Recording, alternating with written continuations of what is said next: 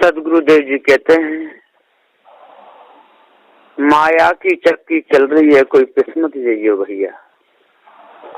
माया की चक्की बहुत विशाल चक्की है, इसमें बड़े बड़े ऋषि मुनि तपधारी पिस गए, बड़े बड़े दिग्गज, बहुत पढ़े लिखे, ग्रंथों के रचयिता, ये सब पिस गए। माया की चक्की चल रही है। ब्रह्मा पिस गए, विष्णु पिस गए, पिस गए शंकर भाई। जो कोई इसके बीच में आवे ना बचे वो भाई। अरे जो सब की धरे हरैया, माया की चक्की चल रही है, कोई किस्मत जाइयो भैया। विषय वासना की चक्की में और पिस गए बड़े बड़े भाई।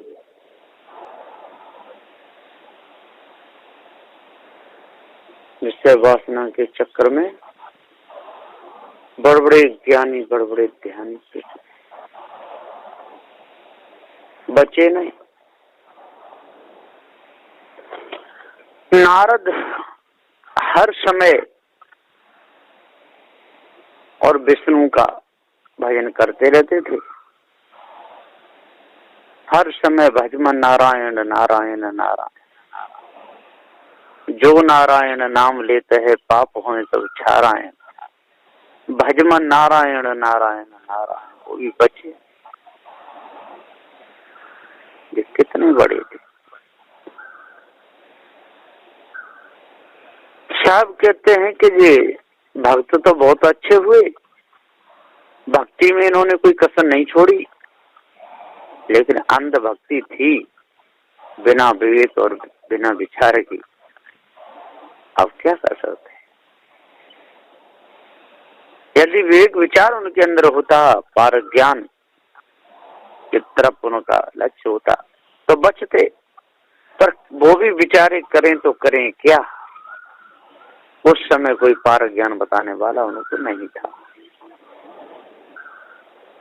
उस समय वही भ्रम भूल कल्पना का गढ़ था और उसी में वो फंसे रहे। जब ब्रह्मा विष्णु महेश नहीं बच पाए तो नारद की तो क्या हैसियत है बच। ये सब फंसे रहे। ये माया की चक्की बहुत बड़ी है। सब ने पुकार के समझाते हुए कहे, तो गुरु से कपट मित्र से चोरी, क्या हो निर्धन, क्या हो कोड़ी।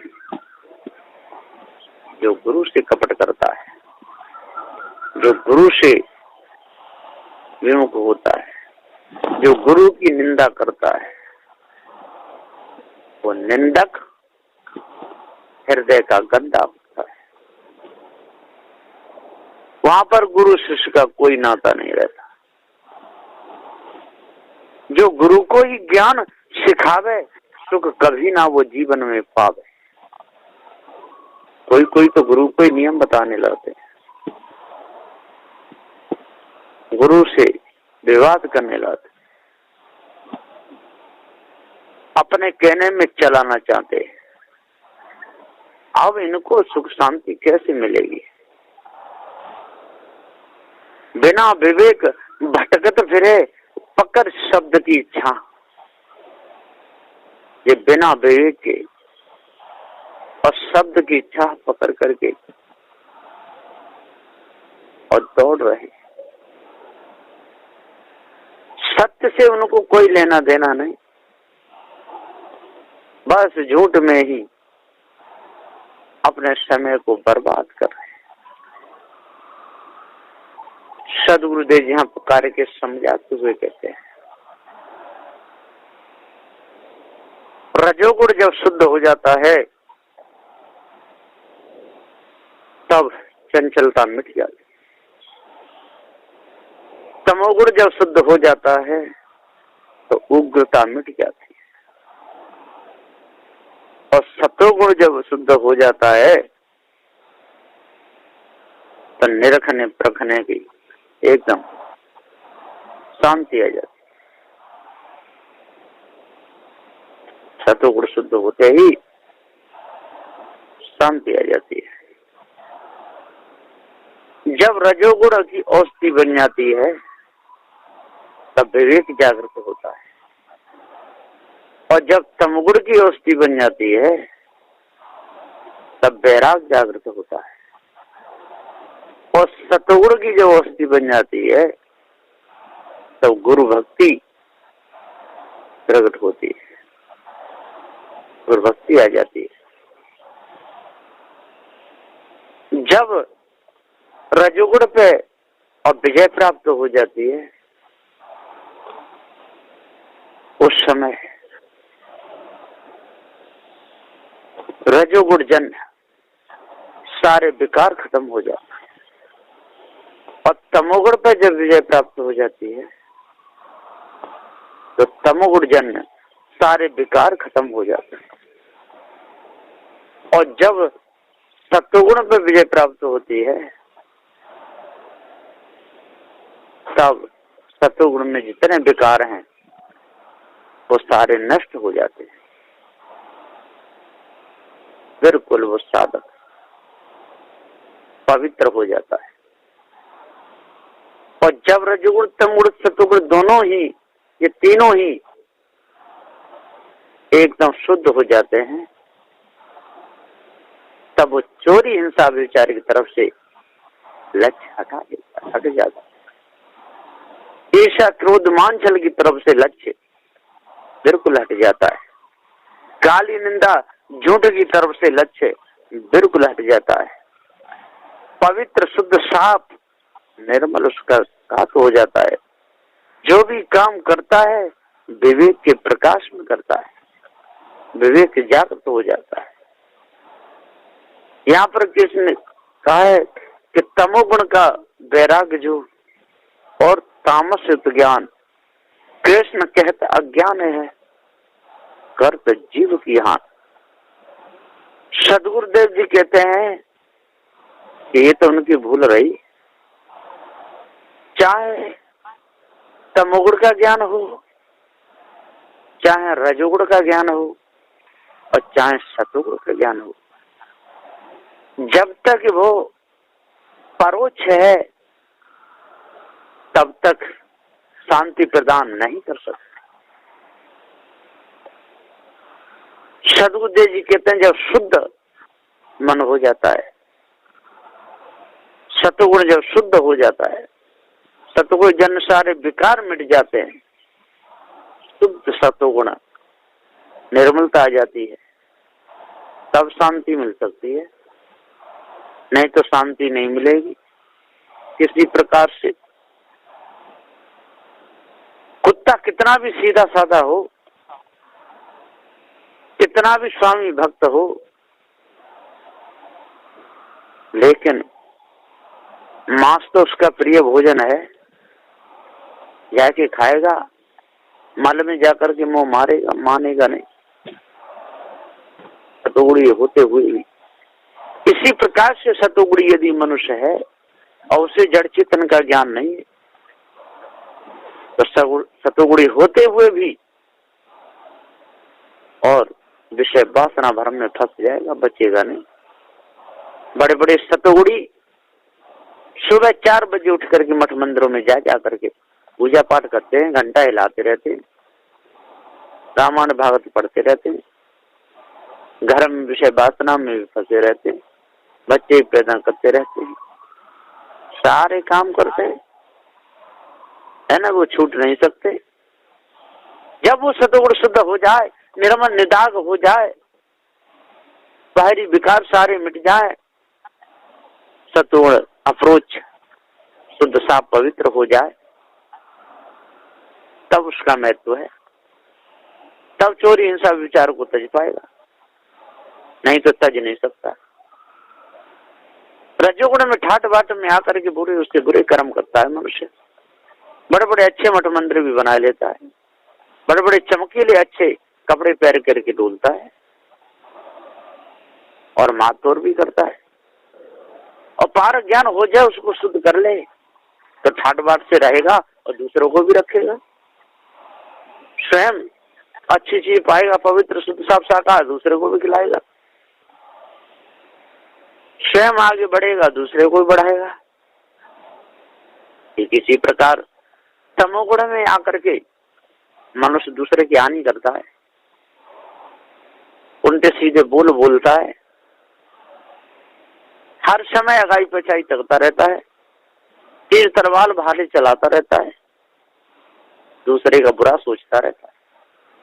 जब पारखी संत मिलते हैं, जब उसे अपने आप का ज्ञान होता है, तमोगुण को जब बिल्कुल शुद्ध कर लेता है, तमोगुण जन्य सारे विकार मिट जाते हैं, फिर वो कभी भी बुरे कर्म नहीं करता, फिर डांट फटकार के भी अच्छा ज्ञान देता है, पवित्र ज्ञान देता है। यदि तमोगुण शुद्ध हो गया है, अब वो कहीं जा रहे हैं, कहीं कचरा पड़ा हुआ है, वहां किसी का आसन लगा है, तो तुरंत उसको कहेंगे, भैया तुझे शर्म नहीं आती है, न चारों ओर कचरा पड़ा हुआ है और तू सो रहा है, खाता पीता सोता है, क्या सफाई भी नहीं कर सकता?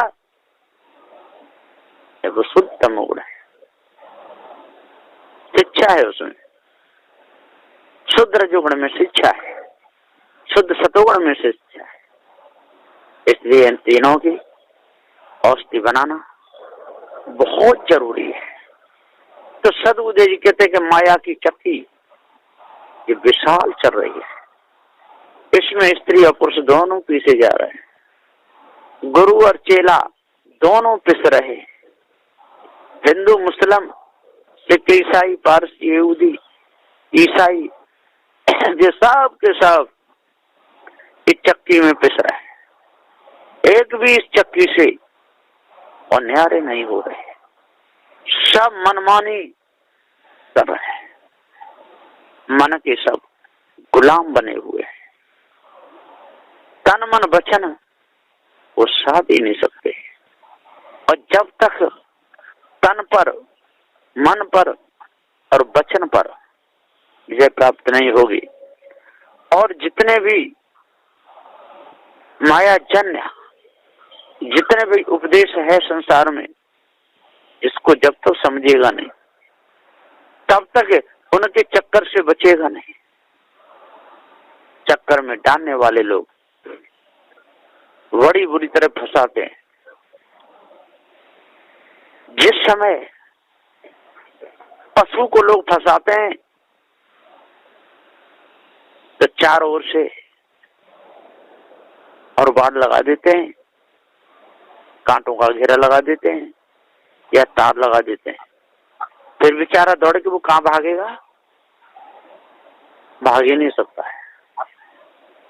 चारों ओर से घेराबंदी कर देते हैं, मछलियों को मारने वाले लोग पकड़ते हैं और ऐसे जाल में फांसते हैं लोहे के, कितनी फड़फड़ाती रहे, बेचारी निकल नहीं सकती।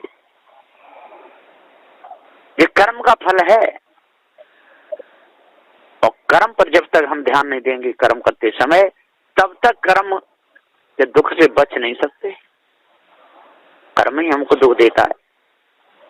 जो भी हमारे बदन में तन में दुख आ रहा है, या हमारे किए हुए कर्म का दुख आ रहा है, हम इस चक्की को चलाना बंद नहीं कर रहे, इसलिए दुख भोग रहे हैं। विषय वासना रूपी चक्की, मोह ममता आसक्ति रूपी चक्की, ये सारी बड़ी विशाल चक्की है। भ्रम भूल कल्पना की चक्की, भ्रम भूल कल्पना में ये सब के सब पिस गए। बड़े बड़े वीर औलिया पिस गए, बड़े बड़े सिद्ध साधक पिस गए, बड़ी बड़ी सतियां पिस गई, और बड़े बड़े जति पिस गए। एक बचे नहीं, सब की दाल बना दे, चूरा बना दिया, सब बेचारे मोह रगड़ गए, है ना। कुत्ता को पता ही नहीं है कि ये हाड़ है और इसमें खून नहीं है, कुत्ता नहीं जानता है, इसलिए तो हड्डी को चबाता है और चटरी चटर चबाता रहता है, और जब उसी के मसूड़े फूट जाते हैं उसमें खून चलने लगता है, फिर चूसता है खून को। बड़ी मेहनत के बाद माल निकला। और मूर्ख को यही नहीं मालूम है कुत्ता को कि जी मेरे ही मुख का खून है, दूसरा। इसी प्रकार से विषय पुरुष हड्डी को चबाता है, हड्डी के ये शरीर विषय भोगता है अपने ही तन से। बलवीर का खात्मा होता है और कुत्ता की तरह फिर मौज करता है, खूब मौज। जैसे कुत्ता हाड़ चबाने में मौज मानता है, मसूड़े फूट जाते हैं, समझता है खून आ गया, बस हड्डी में से निकला है। और जब मुख में दर्द होता है, मसूड़े पिराने लगते हैं, तब हड्डी को छोड़ के कां करके भागता है। और फिर वो दर्द बंद हो जाता है, तो फिर वो मूर्ख कुत्ता भूल जाता है और फिर हड्डी को चबाता है। सदगुरुदेव जी पुकार कहते इसी प्रकार से मनुष्य संसार में विषय भोगने लगता है, तन में पीड़ा दुख होता है, तब भागता है। और फिर जब एकदम शरीर सही हो जाता है, प्यास बढ़ जाती है, तब फिर उसी विषय में आएगी मोहम्मद। बार बार दुखी होता है और बार बार रोता है और बार बार उसी कर्म को करता है। कुत्ता बार बार परेशान होता है, बार बार हाड़ को चबता है, बार बार मुंह फूट जाता है, लेकिन उस हाड़ को छोड़ता नहीं है। इसी प्रकार से ये मायावी गुरुआ लोग संसार में दौड़ रहे हैं, बार बार गंगा, बार बार यमुना, बार बार पर्वत पहाड़ों के चक्कर लगाते हैं, बेहोश होकर गिर भी जाते हैं, किसी के तो दांत भी टूट जाते हैं, मुख फूट जाता है, पैर चोट लग जाती है, और फिर ठीक हो जाते हैं, तब फिर जाते हैं। वो मानते नहीं, ऐसी आदत इनको पड़ गई है कि उस आदत को छूटना नहीं चाहते और कहते हैं कि नहीं, इसी साधना के द्वारा परम पद की प्राप्ति होगी, इसी साधना के द्वारा ईश्वर मिलेगा, इस साधना के द्वारा स्वर्ग में वास होगा। ये सब विकार की बात है। इसमें सब के सब भूले, जितने भी जड़ाध्यासी रहे, जितने भी 4 विचौ 7 18 पुराणों को पढ़ते रहे और संसार में विषय भोगों में मौज लेते रहे, वो सब के सब जड़ के गुलाम बने रहे, धर्म के गुलाम बने रहे, छूट नहीं पाए। यदि छूट जाते तो बात बन जाती, इनकी बात नहीं बन पाई, बात बिगड़ गई, क्योंकि इन्होंने चैतन्य को तो ईश्वर का अंश कहा, जीव को ईश्वर का अंश कहा, ब्रह्म को इन्होंने व्यापक माना, सब में ओतप्रोत भरा हुआ है। ऐसी बातें संसार में सुना सुना करके इन्होंने स्वयं अपना बिगाड़ किया और अपनी सानिध्य में आने वाले, शरण में आने वाले जिज्ञासुओं को भी भरमा भुला दिया, बहुत बुरी तरह भरमाया। इसी को तो चक्की कहते हैं, यही तो माया की चक्की है। माया भी गुरुआ लोग हृदय से उठी हुई कल्पना में सारे संसार को फंसा रहे हैं और विषय पुरुष हृदय से उठी वासना में सारे संसार को फंसा रहे हैं। न तो उसमें लड़की बच पा रही, न लड़के बच पा रहे, न ब्रह्मचारी बच पा रहे, न ब्रह्मचारिणियां बच पा रही। क्यों नहीं? कि उनको जड़ चेतन का ज्ञान नहीं है, अपने आप का पूरा ज्ञान नहीं है, भ्रम में अपने पूरे जीवन को बिता रहे हैं और मौज ले रहे हैं, खाने में मौज ले रहे हैं, पीने में मौज ले रहे हैं, मजाकबाजी चल रही है, सिद्धांत पे ध्यान नहीं देते, खाना पीना मस्त सोना, और क्या करना है? खाना पीना सोना, बस इसी में पूरे समय को निकाल देते हैं। न विवेक करने की जरूरत है, न विचार करने की जरूरत है। अरे बिना दही को मले, बिना दही को मथे कहीं घी निकलता है ना? कभी नहीं हाओ हाओ ना लिया तो सदगुरुदेव जी पुकार के समझाते हुए कहते हैं कि जब तक मनुष्य अपने आप को भूला रहेगा, जब तक भ्रम में अपने समय को बिताता रहेगा, तब तक संसार का ही गुलाम बना रहेगा। और जो संसार की जो गुलामी है, यही तो नरक में डालती है, और कोई नरक नहीं है। और विषय वासना, भ्रम भूल कल्पना, यही चक्की चल रही है, एक तरफ विषय वासना की, एक तरफ भ्रम भूल कल्पना की। ये बहुत बड़ी विशाल चक्की है, इसमें सारे के सारे पिस गए, एक भी नहीं बचा। जो भी इस ब्रह्म परमात्मा चक्कर में फंसे और जो पुत्र पुत्री को पैदा करने के संसार की जिनको चाट लगी, वो सब के सब पिस गए, वो बचे नहीं। कोई कोई ऋषि मुनि कवधारी, कोई कोई विशाल त्यागवान वैराग्यवान बचे ये दोनों प्रकार की चक्की से। जो लोग उनसे भी जाकर के लड़ने झगड़ने लगते हैं, बड़ा विवाद करते हैं, तर्क वितर्क करते हैं, लड़ने को तैयार हो जाते हैं। आप क्यों नहीं मानते हो? आप क्यों नहीं ये मूर्ति पूजा करते? आप क्यों नहीं माला फिराते? अरे उन्होंने अपने मन को वसन कर लिया, उन्होंने इंद्रियों पर विजय प्राप्त कर ली, मन के सारे विकार मिटा दिए, कानी बानी दोनों से न्यारे हो गए, वो क्यों मानेंगे? क्यों फंसेंगे इस झंझट में? उन्होंने ऐसा कोई कर्म किया ही नहीं, तो उनको पश्चाताप करना पड़े। वही पश्चाताप करता है जो बुरे कर्म करता है, वही माफी मांगता है जो दूसरों को गाली देता है। और फिर पकड़ा जाता, भैया किस गलती पे निकाल दें, क्या बात हुई, मीटर होती है, तब उसको सिर झुकाना पड़ता है और माफी मांगनी पड़ती है। यदि वो ऐसे कर्म नहीं करता, वो दूसरे को उनको गाली नहीं देता, बुरा यदि नहीं सोचता, तो भरी सभा में उसका सिर नीचा क्यों होता? कभी नहीं होता।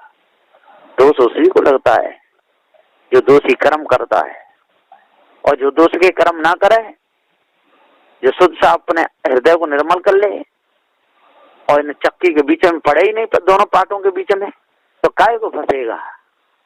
है ना, जो हिंदू मुसलमानों के बीच में पड़े ही नहीं, जो ब्राह्मण क्षत्रिय वैश्य शूद्र के चक्कर में फंसे ही नहीं, जो शेख सैयद मुगल पठान के चक्कर में फंसे ही नहीं, अपना न्यारा रहे, अपने पार्क पर अपने निज को जाने, जड़ चेतन को भेद को समझ ले अच्छे प्रकार से, तब काय को इन चक्की के चक्कर में फंसेगा?